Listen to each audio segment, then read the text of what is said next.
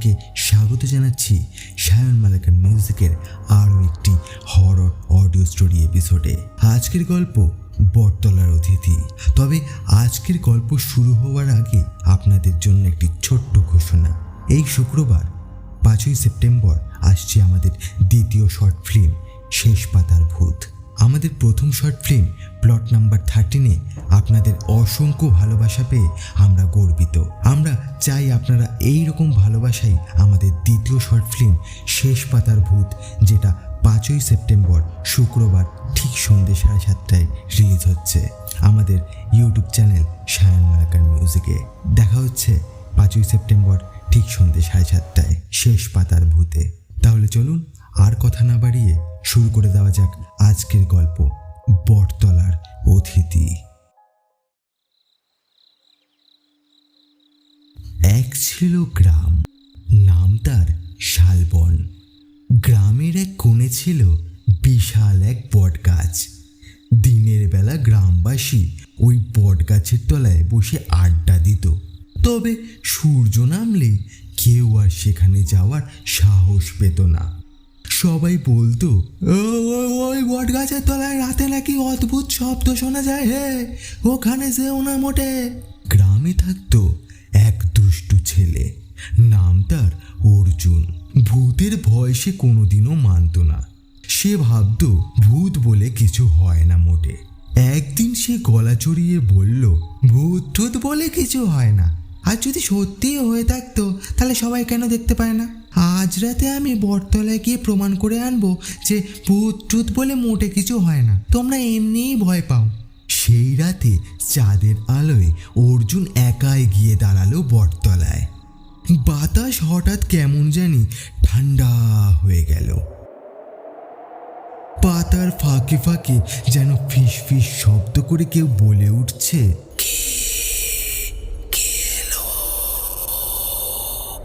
অর্জুন বুক ফুলিয়ে বলে উঠল, আমি এসেছি। সত্যি ভূত টুত যদি থেকে থাকে তবে আমার সামনে আসো, দেখা দাও আমায়। হঠাৎ চারপাশে গাছের ছায়া যেন নড়ে চড়ে উঠল।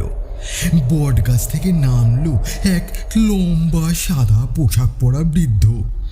চোখ দুটি অস্বাভাবিক লালচে, কণ্ঠে তার কাঁপুনি, আর সে বলে উঠল, বাছা, আমি বটতলার অতিথি। বহু বছর ধরে আমায় কেউ ডাকেনি বটে, তোর সাহস আছে বলতে হয়। অর্জুন ভয়ে থর থর করে কাঁপতে লাগলো। তবুও সে সাহস করে যেন বলে উঠল, তুমি কে?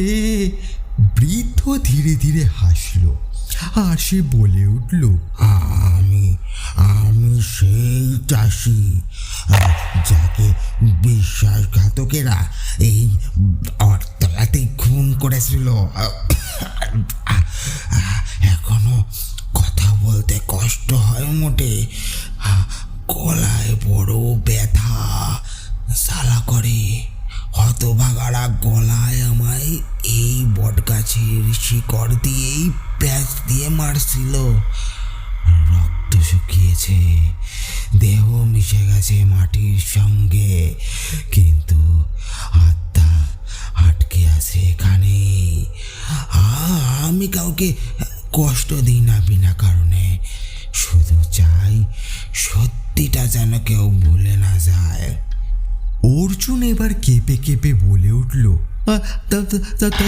তাহলে তুমি খারাপ নও? বৃদ্ধ মাথা নাড়ল আর বলল, না বাছা, তবে যারা মিথ্যে বলে, যারা অন্যায় করে, তাদের আমি কখনো ছাড়ি না।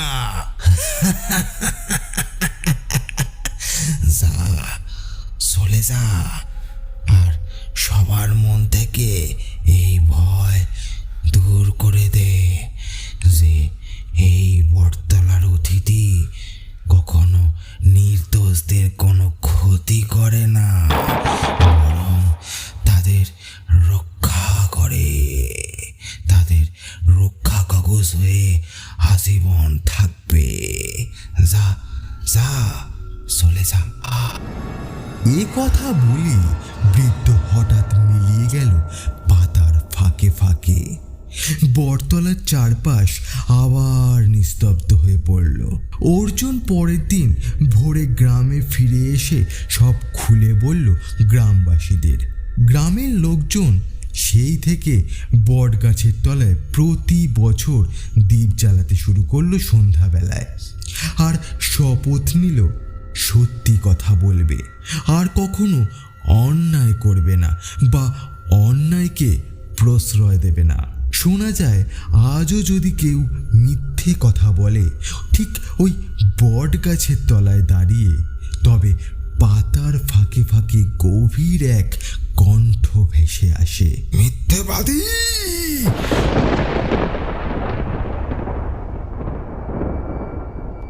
নমস্কার, আমি সায়ন, আর আপনারা এতক্ষণ শুনছিলেন বটতলার অতিথি।